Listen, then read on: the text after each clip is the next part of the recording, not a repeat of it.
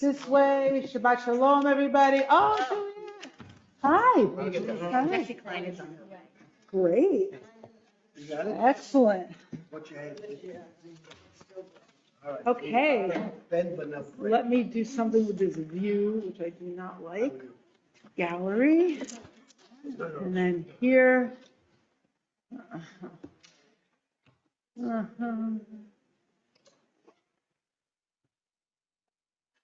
Gallery. Much better. Later. Hi, good morning, everybody. Shabbat shalom. Shabbat shalom. Leslie. Jay, I was going to write you. I haven't seen you in a while. Wanted to check in. Ashachayim. Debbie in Florida, who I saw in Rosh Hashanah. So great.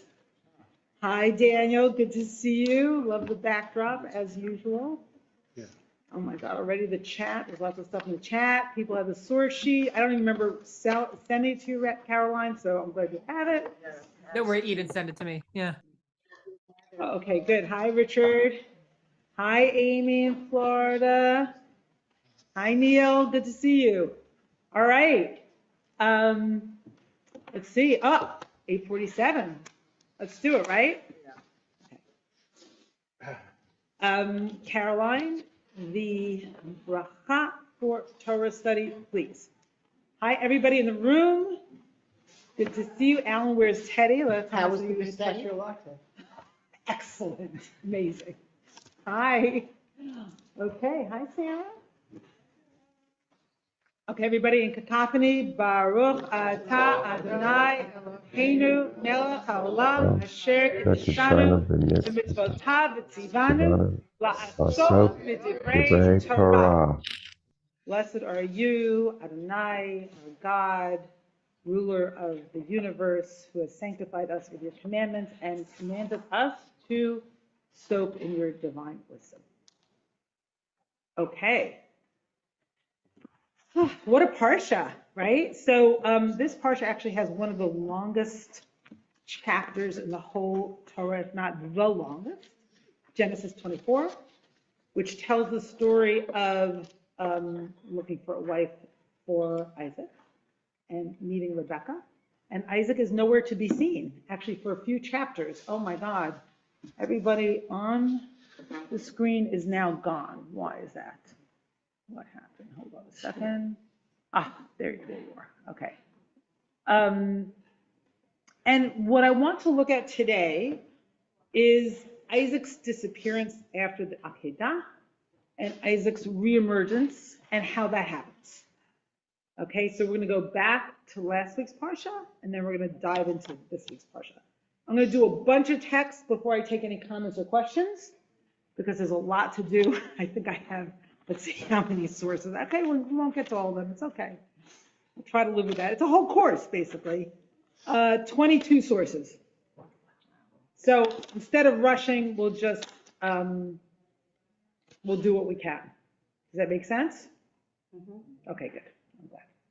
Okay, so let me screen share, and hopefully it works, because as you know, sometimes it does, sometimes it doesn't. Aha! Okay, excellent. Shh. Okay, we're going to have a song to play that we're going to play at the end. I meant to play in the beginning, but it's okay, we'll play at the end. Caroline, if you can keep that in mind to play this beautiful psalm that Shir Yaakov sings. Okay, so again, disappearance and emergence, not emergency. The emergency was last week's Parsha, desperately seeking Isaac. So let's look briefly at the relevant pieces of last week's Parsha in Genesis 22, and look at how Isaac disappears in the text. It's pretty radical, right? It's unmistakable. It's not subtle. So in Genesis 22, Vayishkem Avraham ba'boker. Okay, so wait, what happens in the Akedah? So God, Elohim, that God tells, or that aspect of God, that name of God, tells Abraham to take his son, his only son, the one he loves, and to sacrifice him on on a, in a place that God will show him. So what does Abraham do? Vayashken Avraham baboker vayachalosh et chamaro. So he wakes up early the next morning. So he doesn't dilly-dally, right? He doesn't tarry. He actually gets up early the next morning. It's a little bigger.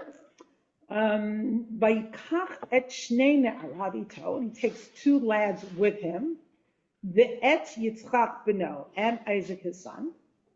So just note who the entourage is, who it includes and who it doesn't include. Who doesn't it include? Sarah. Where's Sarah? Does Sarah know about it? We have no idea.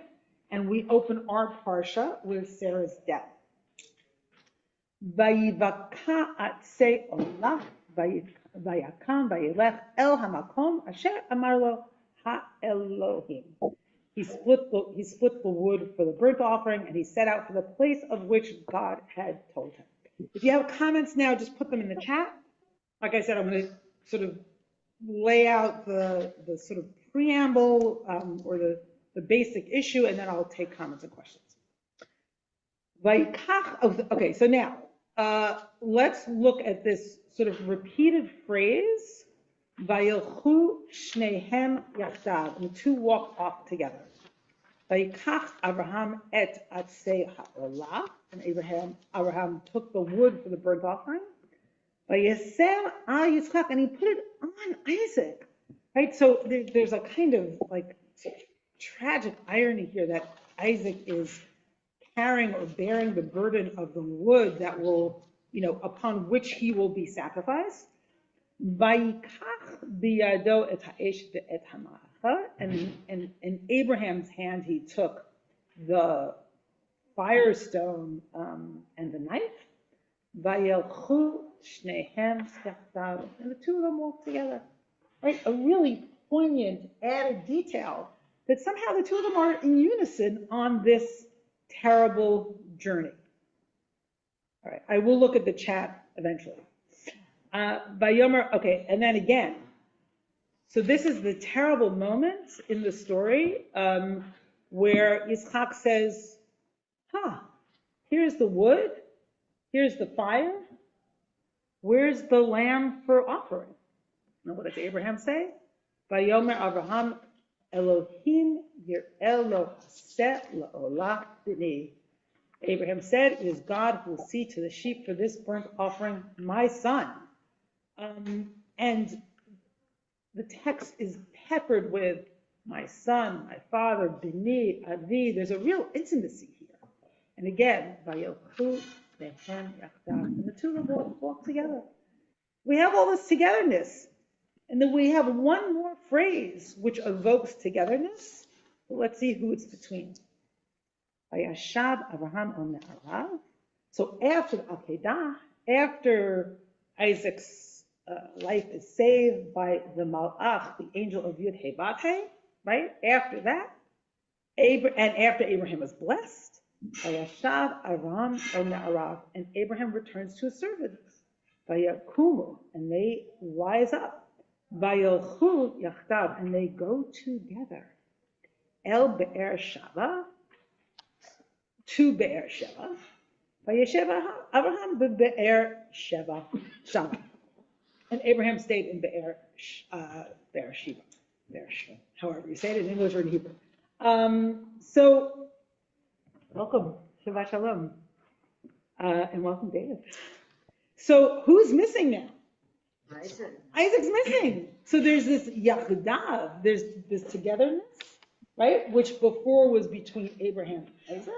And now there's a notable absence of Isaac. Where the hell is Isaac? And Isaac not only disappears here, but Isaac is missing from the next chapter and doesn't come back until the end of chapter 24, which is the longest chapter in the whole Tanakh, right? And the Midrash, actually later legends and commentary say that Isaac actually dies and is fully sacrificed, right, at the Akedah. Fully sacrificed, goes to heaven for 3 years, and comes back. There's all kinds of versions of this Midrash, that he actually dies and is resurrected, right? And we can put it in our terms, that he emotionally is annihilated, because what happens when you're laying on an altar and you see your father about to kill you with a knife in his hand, right? He emotionally dies, or psychically annihilated, and then is resurrected. So what I want to look at is that resurrection, right? That emotional resurrection. Okay, let me look briefly at the chat. Let's see what I missed. Okay. I wonder what those two servants were thinking in having to helplessly witness this madness. Right, but do they witness it? What they see is Isaac goes and Isaac doesn't come back. Right? They don't actually see, I think they're far off enough, well, that's my sense from reading the text, they don't actually see the Akedah. They're not present for that. A day away. What? They're a day away, exactly. They're a day away. Thank you, John. Okay, so let's see what happens. So let's meet Rebecca. Who is this Rebecca? And why is she the one who fills, in a sense, the gap left by this terrible event and this terrible tragedy? So, first of all, V'hana'ara tovat mar'eh me'od, this maiden is very beautiful. That's the first detail. B'tula, she's a virgin. V'ish lo yida'a, and no man knew her. That's redundant. I don't know what the commentary says about that, but it is clearly redundant. But Tered, okay, so that's the, the kind of, objectification of Rebecca. But now look at what she does. But Tered ha'aina v'timaleh chada v'tal. So as soon as we meet her, we are greeted with her as an active presence. She went down to the spring, filled her jar, and came up, right? And then, right, the action continues, but now in Abraham's servant. So Abraham's servant, just to give you backdrop, has been charged with finding Isaac a wife. So Abraham, and I was studying this with my chavruta this morning, and I think she's here, Rabbi Sharon von Hannesfeld. Interestingly enough, Abraham doesn't call upon Isaac and say, you have to go look for a wife, right? And Isaac is the only forefather that actually does not leave the promised land. Instead, he calls on his servant. He doesn't go himself, and he calls on his servant, right? And again, that conversation, and he doesn't even discuss it with Isaac, right? So that conversation between father and son, which was so poignant and direct and present in Akedah, completely silenced. So the servant stands by the well, by the spring, and says, God, if I meet a woman who, gives me to drink, and then who gives my camels to drink, that shall be the woman that will, be the wife for my master's son. And she's good looking. And she's good looking, Alan, of course. And Alan wants to underscore, and she's good looking. But the servant doesn't say that, and Asher Chaim has something to say about that, and it is, hold on, I wonder if mention of her beauty before showing her virtuous actions echoes the birth announcement of Noah. This one will comfort us before we read of his kindness with animals.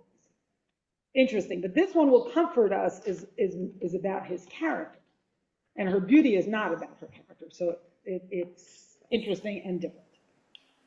Okay. But So, this one will comfort us is a visual as soon as he's born. how is comfort? This one will comfort us a visual. They name him at birth. They see him emerge from the womb and say, this is the one who will comfort us. I see. But it could be something they sense rather than they see. It's not, this one will comfort us, doesn't come to me at least as a visual. Yeah, I agree. You agree? Agreement. Excellent. Disagreement? Asher Chaim, you lost that one. I'm sorry. In the tournament of rabbinics, at least I have people on my side. All right. Where are we? Okay, so by Yaratz ha'eved l'ta, and the servant runs over to her, either because she's good looking or because he sees her activity, or both, or that combination. Or he's thirsty. Or he's thirsty. Nice, Joe. Or he's thirsty. Vayomer, and he says, Hagmi'ini na ma'at mayim mikadech. Give me just a little water from your pitcher, just a little, let me sip. Tomer, and she says, Shtei Adoni, drink, my lord. Don't sip, drink, my lord. But Timaher, and she hurries. But Tored Kadah, and she lowers her pitcher, Al Yada, in her hand, on her hand, upon her hand, Bat Tashkehu, and she lets him drink. But it's the equivalent of if feeding somebody, she drinks him, so to speak. Vatichal lahashkoto, and she finishes giving him to drink. And you can imagine, is he drinking straight from the pitcher? Like she doesn't have like a cup in her pocket, right? Would you like to stand up? So it could be, you can imagine the scene, right? She's raising up the pitcher, and he's drinking. Vatomer, and she says, Gam l'gmalecha eshav ad in kilu l'shtot. And she says, also for your camels, I will draw for them until they finish drinking. So you see finish 2 times in that verse. And when I was studying with my chavruta this morning, Rabbi Sharon taught me something that Rav Shaihel says, I think she read it, that the servant asked to drink, but she intuits who doesn't ask for a drink, right? She goes above and beyond the request, right? Someone asks you to do them a favor, you do them a favor. You go above and beyond, right? So that's who she is. You have a quick one, Marla? Very quick. Very quick. Just the act of letting something come out of your hand is very intimate, rather than just pouring it into their mouth.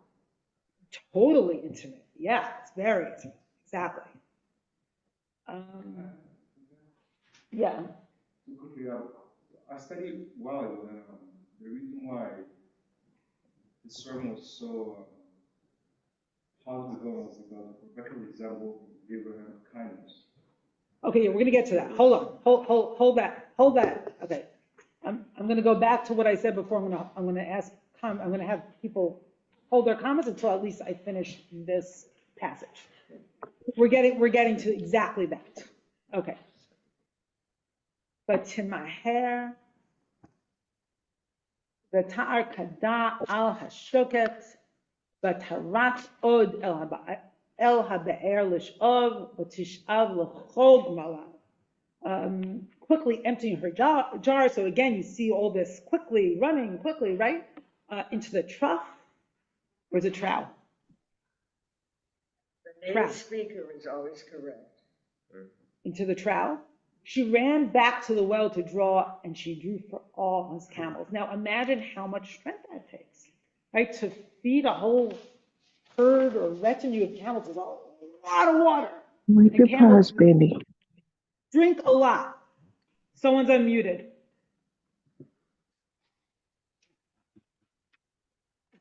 Va'ish nishta'eh la macharish ladat hayitzliach Adonai darko imra. So the man is looking at her, gazing at her, wondering whether Yud He Vav He had made his errand successful or not. So let's review. He says that the woman who gives me to drink and gives my camels to drink, right, that one will be the person.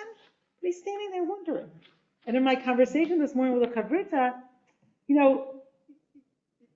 Rabbi Sharon was saying, he named the signs, but it's still hard to recognize in reality what the signs are. But it's not always so clear. So it's like, am I seeing what I asked for? What am I seeing here? And when this finishing thing, when the camels finished to drink, and the man took, and note that it's going back and forth. What is he referred to? Is he the Eved? Is he the servant? Or is he the man, which will become relevant a little bit later? He takes out gold earrings, a gold nose ring, right, weighing a half shekel. Beka mishkalo ushnei tzmidim, and 2 gold bands al yadeha for her hand, for her arm. Asara zahav mishkalam, 10 shekels in weight. Very specific in terms of how much this all costs. It seems like it's all very expensive. And then he says, Vayomer bat mi'at, whose daughter are you? Hagidi not li, tell me. Hayesh beit avicha makom lalin, is there a place in your father's house for us to stay overnight? Vatomer elav bat Bituel, and the daughter of Bituel said, Anochi, and now she's being identified in the text as the daughter of Bituel, and you'll see why in a minute.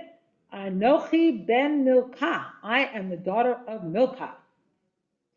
I'm sorry. Anochi ben Milcah asher yalda l'Nachor. I am the daughter of Bituel, the son of Milcah, whom she bore to Nahor. Okay, so Milcah is her grandmother. And Milcah is the sister of Avram. Vatomer elav gam teven, and she says to him, there is straw, and there is feed, a lot, rav, imanu, by us. Gam makom lalun, also a place to sleep. So she's generous and she's from the right family, right? Vayikod ha'ish, the man bowed, vayishtachu, or bowed low in homage to God. Two words for bowing. Vayomer, and he said, Baruch Adonai Elohei Adoni, blessed is Adonai, the God of my master, Abraham, Asher lo azav chasdo, who didn't abandon loving kindness, who has not withheld steadfast faithfulness, is another way to say it. This goes to Alex's point that she represents chesed. Lo azav chasdo amitom me'im Adoni, from my master, Anochi baderach nachani. Nachani Adonai beit achi Adoni. For I have been guided on my errand by Adonai, to the house of my master's king. And she's running again, Hanara. She's the lattice is running, and she tells her mother's house all these things. Now it's interesting.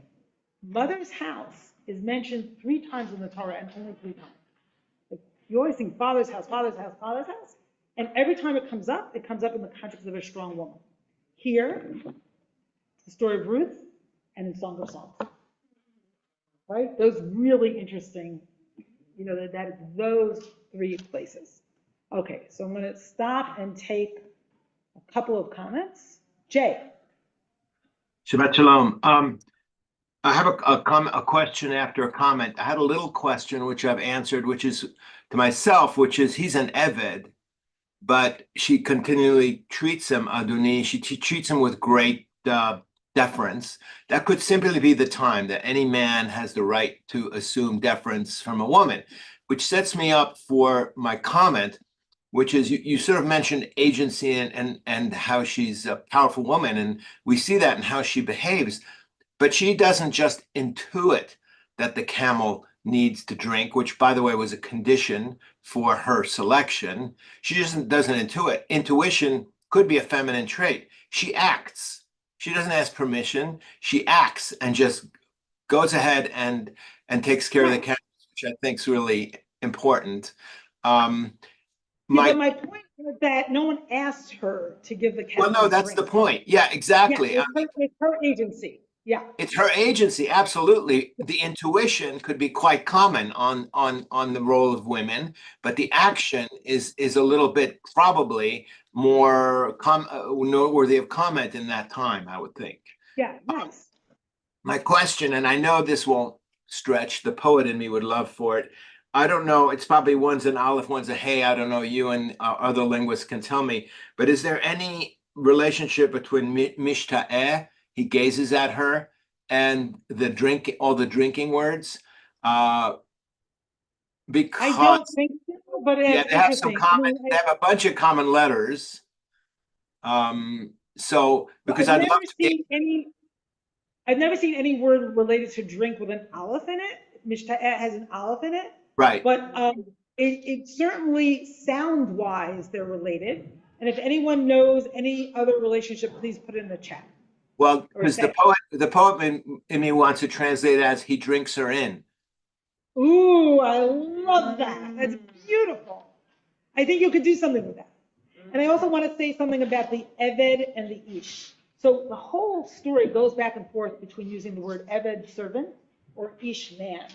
So there's a scholar, very creative scholar in Israel named Menachem Perry, and if anyone's interested in the essay, I can send it to them, wrote a whole article about, he's referred to as Eved when the narrator is talking to us, so to speak, right, or is narrating the text.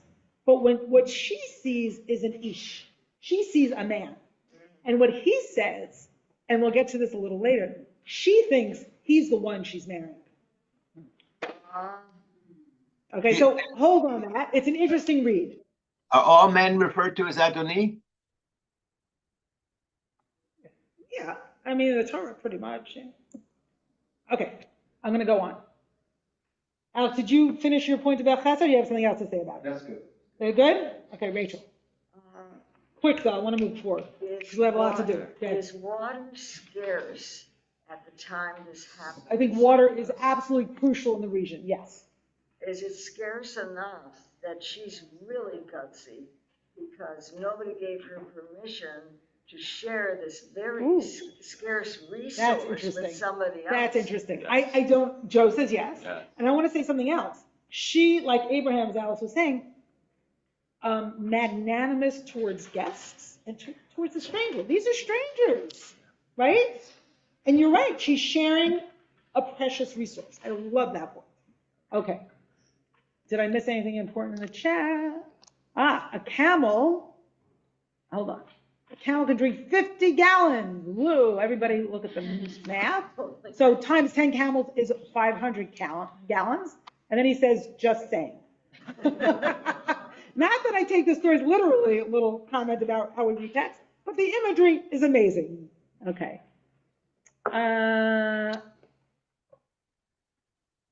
Okay, he also says in verse 23, the servant asks about her father's house, then whose little girl are you? In her answer, Rivka pivots from her father's name to her maternal ancestry and then to her mother's house. Very nice. Okay. Okay, I'm going to go on. Share. She is Abraham's great niece. That's right. Okay, so now let's look at how the journey unfolds. Ashachim, do you feel like reading?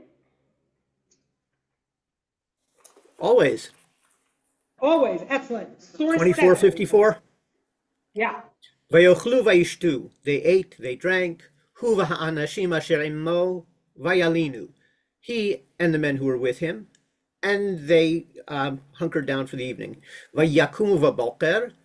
And they got up in the morning. Vayomer shalachoni ladoni. And he said, send me one way back to my master. Vayomer ahiha v'immah. Her brother and her mother said, Teshev hana'ara itanu yamim o asor. Let the young girl stay with us, days or 10. Yeah, let me just. It might be days, it may be years. Yamim is ambiguous. So all the heroes in the Torah like to go quickly, like to wake up in the morning, right? Like, you know, Abraham wakes up in the morning, Rebecca goes quickly. But the anti-heroes like Lot want to delay, Lot and his family, right? So getting up early and going is a sign of willingness to do God's bidding, or maybe like, you know, the bidding of the moment. Ahar telech, after some stretch of time she can go. Vayomer alehem, al ta'haru oti. He said to them, don't make me delay. Vadonai hisliach darki. Yod-Heh-Vav-Heh has given success to my path. Shalachoni ve'elecha ladoni. Send me forth, and I will go back to my master. Vayomru nikra lanara. They said, brace yourselves, buckle up. Let's ask the girl. Vinish Allah et piha. We'll see what she has to say. Amazing. They actually ask her what she has to say. Okay, everybody, this is the Torah. Vayikru l'Rivka, vayomru eleha. Spencer, very quick comment. Yeah, so I just noticed multiple times here actually the word na'ara is spelled in an unconventional way. Typically, with the A at the end. Yeah, what do you make of that? I've heard this that she could be non-binary or something to this effect, where we're seeing it's a feminine pronunciation of a masculine spelling. Whoa! So Spencer's saying there's no he. Okay, this is really interesting for so many reasons, which we'll get into. Whoa, you just blew my mind. So the word for lad does not have a hey at the end. Again and again, Spencer is pointing out, because one reading says that she can be read as non-binary, because na'ar without the hey is male, not female. Now, in a minute, we'll see why the journey she's taking. Okay, Karen looks like, oh my God, what are they talking about? Is this Torah class? What's happening? This is really interesting because in a minute we'll see she takes Abraham's journey and she's the Abraham of the generation.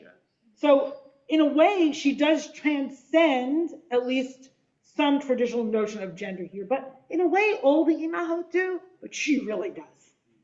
So I love that, Spencer. Thank you. Whoa. Okay, go on. Verse 58. Vayikru l'Rivka, vayomru eleha. At telchi im ha'ish hazeh, vatomer, elech. They called for Rivka, and they said to her, will you go with this man? And she said, I'm going. Okay, so look at that. So here she is. This is Abraham's journey. It's the lech lecha, hatelchi elech. It's the doubling of the verb to go, right? So Abraham's journey starts with lech lecha, go for yourself. And she says, I will go. And also note that they're calling him the Ishir. Will you go with this man? Will you marry this man? Does she know what's going on? Did she hear the whole story? Hold on, we're going to get to the end of this passage and I'll call you Nikki. Okay, go on. So another commentator pointed out that while the servant has been verbose, verse after verse, repeating himself, she has one word, which is like hineni, elech, I'm going. And instead of I'm here, static, I'm moving. Yes, the echo of lech lecha, I love it. Beautiful. וישלחו את רבקה אחותם, ואת מניקתח, ואת עבר אברהם, ואת אנשיו. And they sent forth Rivka, their sister, with her wet nurse, and the servant of Abraham and his men. ויברכו את רבקה, ויאמרו לה. Whoa, stop right there. So this is an interesting detail that I forgot about for a while. Why the wet nurse? She goes with the wet, they send the wet nurse. And you see later, the wet nurse is named Devorah, and her death is mentioned, even though Rebecca's death is never mentioned, right? So you can imagine how important it is for Rebecca. I mean, she's not like a little baby, but the wet nurse goes with her. But you can imagine how important it is to Rebecca, right? You kidding, right? No. I know the rabbis say she's 3. Does she seem like she's 3? Is she 3? She's not 3.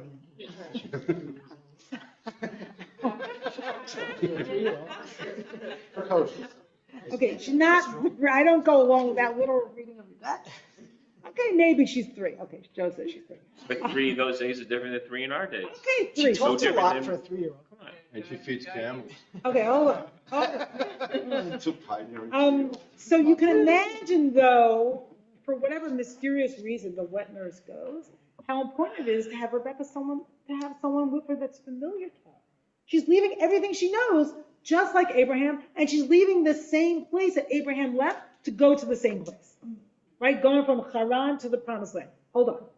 I'm going to go through this passage.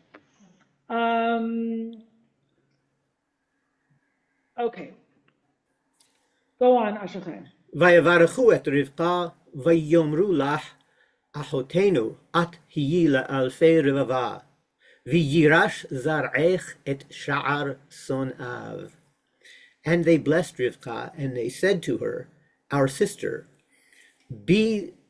become thousands of myriads, and may your descendants inherit the gates of his enemies. That's interesting. And that echoes God's blessing to Abraham after the Akedah, right? Vayirash, look at 17, Vayirash zar'acha et sha'ar oivav. Your descendants shall seize the gates of their foes, v'hiparchu v'zar'acha, kol goyei haaretz, ekev asher shamata b'kolei. All the nations of the earth shall bless themselves by your descendants because you have obeyed my commands. So she takes Abraham's journey, and there are echoes of Abraham's blessing here to her. And it's the blessing again that is given to Abraham after the Akedah, after the binding of Isaac. So in a way, Rebecca is here to continue the story and to make the story's continuation possible. Okay, Nikki, quick comment? It's maybe. Rachel. Somebody's mic is open. Did you hear that, Caroline? Someone's mic is clicking? Yeah, I was about to just mute You can everyone. mute everybody and then they can unmute themselves. Yeah. Thank you, Dave. Oh wait, also one more thing. We could hear you fine, Rabbi Dan, but the sound of the people in the room is a bit quiet. So sing out, Louise. Please project. So. Okay, Nikki, project. Yeah, this maybe I may have missed something. Yeah, that's okay. But I will go with someone means to marry him. Well, and is there any they say to her, will you go with this man? Yeah. So the implication is, will you marry this man? Or will you go with this man to marry his master's son? We're not sure what's in her mind. Okay. I think what was done was selfish but humane at the same time. Women are very necessary for breeding the next generation. You don't want to marry off somebody with a chromosomal problem, but the concept isn't quite there. But you want, a strong plant to be with another strong vegetable, Yeah. So she, the woman is Tarzan or something. She can lift all of this stuff. She can feed all of these camels. She is a physical winner. And so that's good for Isaac. But what about her? She's going to be a breeder of children, and childbirth can kill her. And how wonderful they have the good thought to send a wet nurse that she trusts. I think that's a beautiful thing. Yeah, it's a beautiful little detail. Like her subjectivity is cared for in that detail. Cared for. Beautiful. Don't worry. Beautiful. We're taking care Okay. of you. Okay. Jackie and then Eric. I find the story not very credible. Like, she just met them. Do you want to go off with this guy? Sure, I'll go off with this guy. But what is that? So that's a great question. So here are some possibilities. She hates her family. She wants to leave home. She's desperate to leave home, right? That's one possibility. What? The family are shysters. The family are shy, and the family are shy. They're difficult, as we see in the chapters coming, right? In the next parsha. And then, which either does or doesn't go along with this point, either separately or together, she's a young person who's craving adventure, right? So those are the possibilities. Yeah, Eric. In the same vein, it seemed almost cruel. They said, leave her here for 10 days. Like, no goodbyes even? No, the family's not sorry. They'll probably never see their daughter again. Yeah, there's that grief. They do bless her. They bless her, but that grief is missing. Yeah. Where's the grief? That's a really interesting question. By the way, Well, hold on, Tony. There's a lineup. Hold on. Spencer and then Tony. I think the one other thing is, especially in an era where kind of everyone's going off with not really knowing the people they're dealing with in the distance and no telecommunications, I imagine Eliezer probably passed the test of being someone who had enough cultural similarities with them. I mean, he's the servant of their cousins. That's interesting. Like, he probably, I don't know, if we met someone who was like another Jewish person from Upper West Side, even if we didn't know them, if we had enough details in common, we probably would eventually come to trust, maybe not give our children up to them, but something, close to that. or at least be willing to trust them in some degrees. I think that like. Well, let me contradict that for a second. So when he goes Rav, to see Rav, could you please repeat the comment because many of yeah, us in the Zoom Spencer's couldn't hear saying it. like Spencer's saying, oh, this guy is probably familiar to them, like he knows the culture of the family. And he presents in a way that is consonant with the culture of his family, which is totally possible. But the other thing that Eliezer or the servant does is he goes to her family and he takes out this gold and that gold and this gold and that gold. So are they responding to the cultural similarity or to the money or to both? Right? Okay. Maybe both. Eric. Oh, I'm sorry. I spoke. You spoke already. Yeah.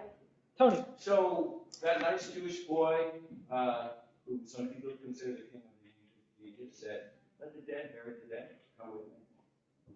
We all make a lot of us who are meditators and gurus and new agers make a lot of being in the moment. This is where the rubber meets the road. When somebody on a level, when the Holy Spirit starts to really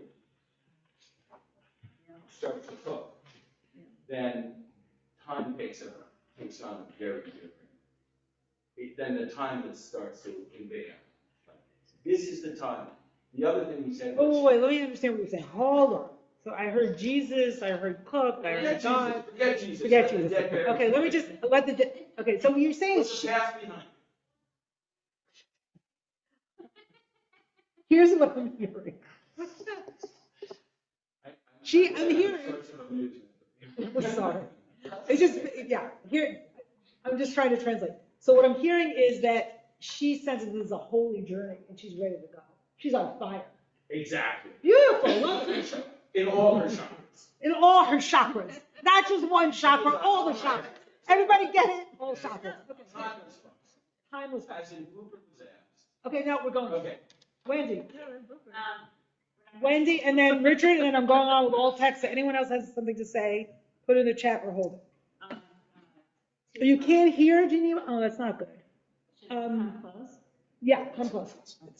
So, two comments. Number one is, the trope shalshelet is only heard 4 times in the whole Torah.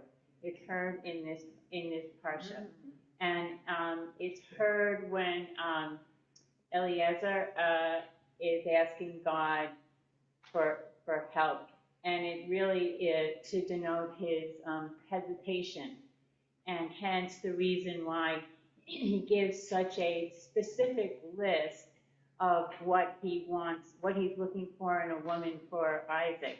And there is a midrash that said because he felt entitled to inherit from Abraham because he was his faithful servant for so many years. That's number one. And number two is, I don't think that Rebecca was 3, but she was probably less than 12 on account of the fact that in those days when there was no father and there was only the orphans and the widow left, it was a financial burden, and they were looking to get rid of her. Get rid of your daughters. Send your daughters away. Pawn off your daughters. Right. And also, in the Talmud, when they talk about a girl less than 12, the word is nahar, which is similar. Good. Which is okay. I want to less than 12, and it was a burden was on her remaining male people, like her brother Laban, who later on we turn out is not such a great guy, and to make that choice for her because she's less than 12. And okay, thank you. Save the family money. Excellent. So I want to make one comment about that. Shh. And I'm going to call on Richard, and then we're going to go on and do a whole bunch of text. So after the Akedah and Isaac's disappearance, if you're following the narrative, you really feel the tension of the story because the whole story is hanging on a thread that has disappeared, right? The whole promise to Abraham, you're going to have as many children as the grains of sand and the stars in the sky, but he doesn't have one child. He sent one out to exile, and the other one he sacrificed. He's gone. Where is he? right? So this long, drawn out chapter just increases the narrative, the dramatic tension more and more, and the servant standing there, oh, what should I do, And it's like, and the reader, right? If you're feeling that tension, you're going crazy. Like you want the story to go forward, but it goes forward very slowly. What? The listener, because it starts off as oral Torah, right? Absolutely. Okay, Richard, good correction. I'm thinking Richard. of some similarities between Isaac and Rebecca and how they acted. Neither one of them really knew what they were getting into. Remember Isaac saying, "Where's the animal?" Does anybody when they get married? What? No. What? Yes. Where's the animal that you're going to sacrifice? Well, he's carrying the wood to kill him. And Rebecca, she doesn't really know either. She doesn't even know who. No idea. Yeah, she doesn't even know who she's going to marry, the servant or Isaac. Right. What's up. Right. So both of them are sort of running blind. It's just that Rebecca is, I think, much more active. I think that there's a certain sense that she knows a little bit about what's happening. At least she's probably going to get married. And Isaac, in a sense, doesn't have a clue. So they're both very active in perhaps perverse ways in what's going to happen to their future, but in a somewhat different sense. No, I think you're right. There's a kind of shared blindness, but she has a willingness. We don't even see that in Isaac. We have no idea what's going on with him. So let's see right now. Okay.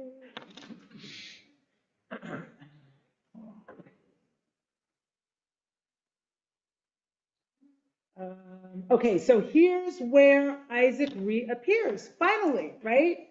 After the end of 22, all of 23, and most of chapter 24. 61 verses without Isaac in chapter 24.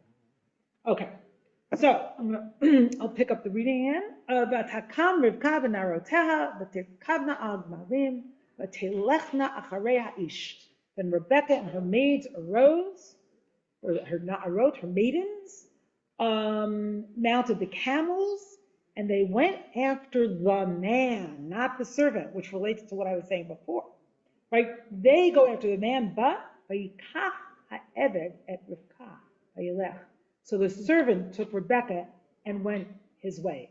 So it's almost like the motion happens from two different perspectives, right? Rebecca's perspective, in a sense, and then the servant's perspective, and maybe our perspective.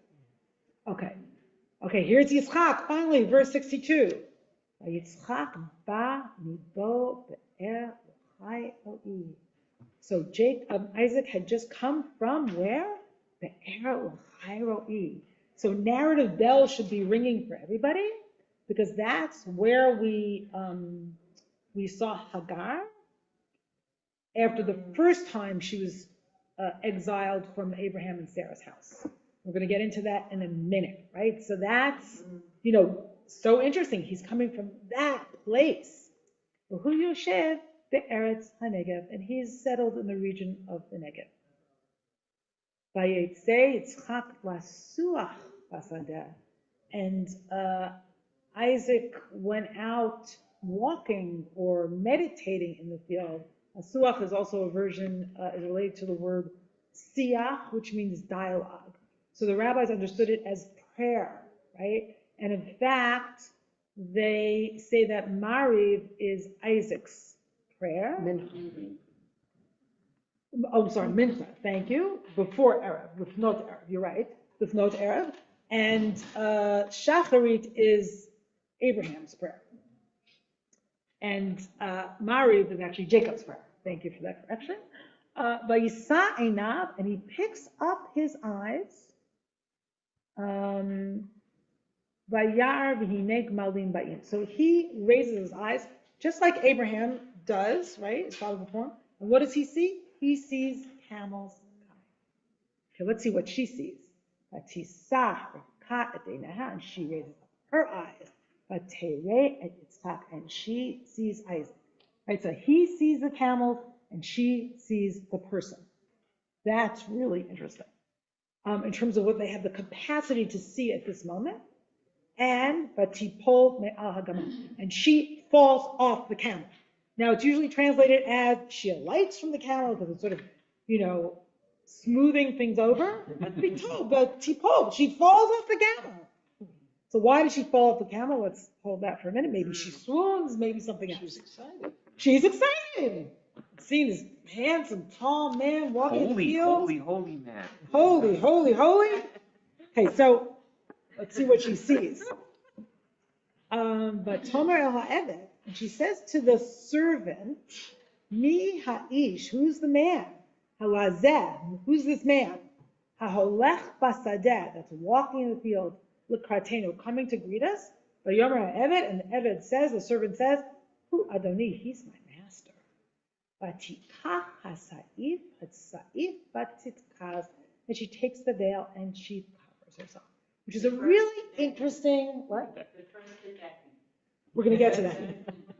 It's a very interesting little detail that she covers her, she veils herself, because you think, okay, in ancient Near Eastern rituals and weddings, they veil themselves, but they didn't. I look it up. They didn't. So what's this veiling? What's going on here with the veiling? So hold on with that. And the servant said, told everything to Yitzchak. So the Eved stops being a man, now he's an Eved, and Yitzchak is the man. Vayivi'eha Yitzchak ha'ohala, and Isaac brings her ha'ohala Sarah into his mother's tent, his imo, Vayikach et Rivka, and he took Rivka, he slept with Rivka, vatehi lo li'isha, and she was for him a wife.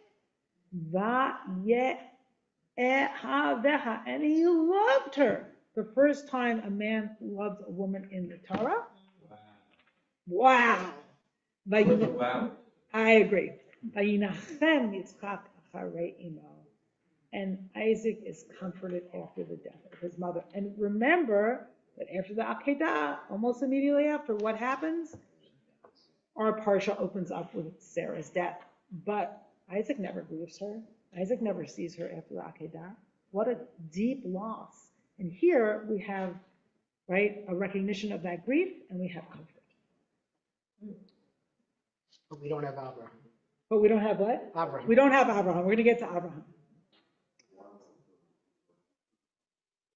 Oh, that's the next room. Okay. Batitkas. So Rashi says this language for veiling is passive. She was covered even though she does it to herself. Okay, so now let's see at least one understanding of why she veils. So maybe she swoons, or maybe something else. Who would like to read this in the English? Someone in the room. Number 11, in a loud voice. I'll read. Okay, great. A remoteness from the sunlit world of Chesed. What Rebecca sees in Isaac is the vital anguish at the heart of his prayers, a remoteness from the sunlit world of Chesed, kindness, that she inhabits. Too abruptly, perhaps, she receives the shock of his world. Nothing mediates, nothing explains him to her. Who is that man walking in the field towards us? She asks, fascinated and alienated. What dialogue is possible between two who have met in such a way? A fatal seepage of doubt and dread affects her, so that she can no longer meet him in the full energy of her difference. She veils herself, obscures her light. He takes her, and she irradiates the darkness of his mother's tent. She is and is not like his mother. Through her, his sense of his mother's existence is healed.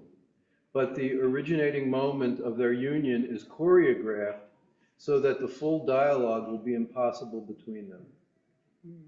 So think about Rebecca. We meet her and she's full of like energy and agency and initiation and going above board. But then when we see her later, right, in the next Parsha, in Toldot, she does things, she still has agency, but she veils, she deceives. and she deceives her husband, and she's in cahoots with her son. Right. Right, so she, in a sense, this veiling really sort of defines her character from now and going forward. Okay, and maybe she feels something about Isaac that she can't reveal her own power, her own agency directly, the truth of her being. And we all know, I don't know if we all know, you know, there's some relationships where you feel like you can't really reveal the truth of who you are. Right? Where is that safe and where is that not safe? Or they barely know each other and she's holding back until they get to know each other. Or they barely know each other, right? Beautiful. Okay, Tony, very quick. Go ahead. You know, very few men can really handle a woman.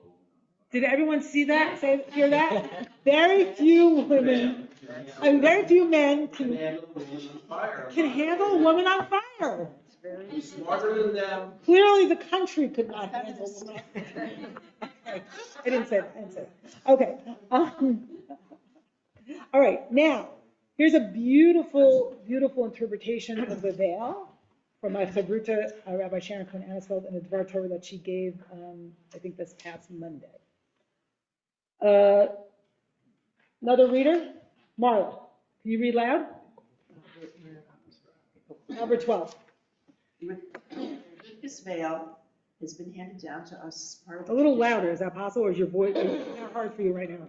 You don't have to do it. Is this a microphone? Someone else do it? What? Is this a microphone? Yeah. Okay. You can read, okay, Paul, and then, next I'll ask you. Paul, go ahead. Rivka's veil has been handed down to us as part of the traditional Jewish wedding ceremony. But what does it mean? Why do we lower the veil at the bedekin? So what's the bedekin? So the bedekin is a rite before the actual marriage ceremony, where a bride has the veil down, and her intended comes over to her, the groom comes over to her, and lifts the veil to see if it's the right woman. So it's partly based on this, and partly based on the mix-up with Rachel, Rachel, and Leah. Okay, am I marrying the right woman? Or who is this woman, right? Who am I marrying? Go ahead. Just before the moment of great intimacy beneath the chuppah. Perhaps to teach us that the lifted veil and the lowered veil are both part of any relationship. The lowered veil conceals and protects. The lifted veil exposes and reveals. We each have a deep yearning to see and to be seen. But relationship also demands humility about the limits of our understanding. Just think about the words, I know what you're thinking. I know what you're going to say. These words can be comforting, but they can also be profoundly dismissive. Relationship is bound up with knowing, but also with not knowing, with the humble capacity to be surprised by the other, with respect for the mystery of another's person's soul, and for that matter, respect for the mystery of one's own soul. Wow, really beautiful, beautiful interpretation of this veiling moment. Okay, so let's talk a little bit about the l'chai ro'i. So Rashi says in number 13, Shahalach midvo be'er l'chai ro'i, shahalach lahavi hagar la'abraham aviv sheyisa ena. So that's really interesting, that Isaac had gone to Be'er l'chai ro'i to bring Hagar back to Abraham, that he might take her again in his wife. And there are interpretations that he does remarry Hagar because she's named Keturah at the end of Akedah, right? Right after that? Is that what it is? When did he unmarry? What? When did he unmarry? Well, he didn't unmarry. Okay, so he banished her and then got back together with her. They separated. Okay. But that's interesting because Isaac goes, whether he did this or not, right? Isaac goes to the place where Hagar and Ishmael were exiled, and one can imagine that Isaac also feels like an exile in the family after the Akedah. Like he goes to seek out all those who have been equally traumatized. Preparing the family. What is preparing the family? But exactly. He's living on his own. He's living on his own. Okay. So let's see what happens in Be'er l'chai ro'i. Okay, so this is Hagar in Genesis 16. This is before she's pregnant with Ishmael.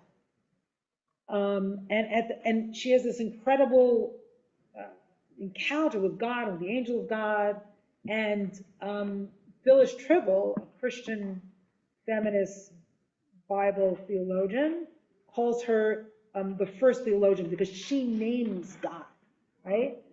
So it says here, verse 13 of chapter 16, Vatikva Shem Adonai Hadover Eleha, and she calls the name of Yud-Heh-Vav-Heh, who's speaking to her, Ata, you are El Roi, right? You are the God of seeing. Ki Amra Hagam Halom Ra'iti Acharei Roi. Have I not gone on seeing after my being seen? So this is really interesting because other places like Yaakov and the angel or Moshe, and Moshe's encounter, with God in the cleft of the rock, there's always a question of can you go on living or surviving after you've encountered God? But here she goes on seeing after she's been seen. And one can imagine that her vision has been affected by God. Could be that God is the Okay. truth within our seeing. Yes, it could be. Al ken kara lebe'er be'er l'chayroi. So she called the spring there, or the well of the living one who sees me. And and before, behold, bein Kadesh uben Barat. And it's between Kadesh and Barat. All right, and then she has a child whose name Yishmael, God will hear him, right? God. So there's seeing and there's hearing. You can imagine that Isaac wants to go to the place where he is seen after his father really didn't see him, right? Because anyone who wants to kill somebody else doesn't really see the person before them. What's that? What said? Anyone who wants to kill somebody, he was before Abraham, like, doesn't really fully see the person, like he wasn't seen. So he goes to the place where perhaps he can find the God who sees him. Okay, now I'm just going to read part of this. This is amazing. Okay, so why does he go to Be'er L'chayroi? So what do you suppose Isaac was doing at this place, especially before his marriage? All of his life, Isaac has been haunted by the absence of his half-brother. Why should a brother be expelled? Maybe it was my fault, the young Isaac agonized. How could my parents, the epitome of kindness and hospitality, put out a young boy and his mother into the desert? But now, with Sarah dead, Isaac can finally explore his brother's agony. And so he goes to the place where his brother suffered from not only thirst and hunger, but from the terrible sense of rejection by his father. A rejection that they shared. Okay. And now, and I love this also, Rabbi Shai held, sometimes we imagine God too intimately, as if God were all sweetness and light. And yet, just as often, we imagine God too far away, all distance and unapproachability. Isaac has just experienced the terror at the Akedah of an utterly mysterious God. We're in number 16. And now, to preserve both his faith and his sanity, he goes in search of the tenderness of an utterly loving one. Perhaps Isaac can remind us, too, of the possibility of being met by the God who saw Hagar, by the God of compassion who never forgets us, no matter how downtrodden and cast off we may sometimes feel. Okay, I'll do a couple more things as we come in for a landing. So what's this going to his mother's tent, right? What's taking Rebecca feels very edible. What's the opposite? Electric, right? It feels like, what's going on, that he's taking his wife and sleeping with her in his mother's tent. So here's how the rabbis interpret it. Just really briefly, while Sarah was living, a light had been burning in the tent from one Sabbath Eve to the next. There was always a blessing in the dough, and a cloud was always hanging over the tent. That's a divine protection. But since her death, all these had stopped. So there was an absence, right? Just like Isaac was absent, there was an absence after Sarah died in terms of the continuity of like this kind of sacred place. However, when Rebecca came, they reappeared. And now I want to read with you this piece by Rachel Annisfeld, who happens to be Rabbi Sharon's sister-in-law. And it says here, and I really love this interpretation, Sarah, do you want to say something quick, Asher Chaim, as a point of information? Time frame that when Sarah dies, Isaac is 37. When he marries Rivka, he's 40. So he's still a couple of years after her death. He's still feeling the intensity of the loss. Yeah, which makes sense. Because it's a double loss for him. It's the trauma of his father trying to kill him, and it's the loss of his mother. Sarah created a sanctuary space. Indeed, the three features of her ohel, of her tent, right, which also sounds like ohel moed, the tent of meeting, are reminiscent of aspects of the later communal sanctuary of the Mishkan. There was endless light from one Sabbath to the next, like the eternal light of the tabernacle's Ner Tamid, the eternal light, abundant nourishment, like the showbread that lasted all week, and a cloud like the divine cloud of full glory that also rested on that desert tent. So it was a kind of precursor to the Mishkan. Sarah created a private, intimate version of this later, more public tent of divine connection. In our Parsha, Sarah's tent became a refuge for Yitzchak, and perhaps can be in this moment, and any moment, a refuge for us as well. It's interesting, she wrote this a month after October 7th.